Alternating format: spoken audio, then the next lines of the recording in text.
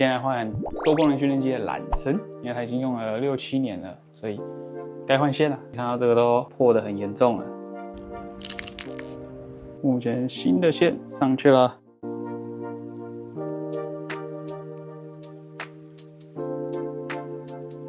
开始压，这个要非常用力，压好了一个头。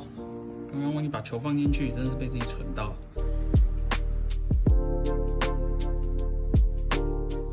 好，绳子都换好了，然后发现很多人啊，像这里都超级干的，所以我们准备了一罐油，来帮忙喷一下。今天的保养就这样告一段落啦，都搞定了，器材又跟新的一样，超顺。记得可以找我器材保养，神恩健身赞。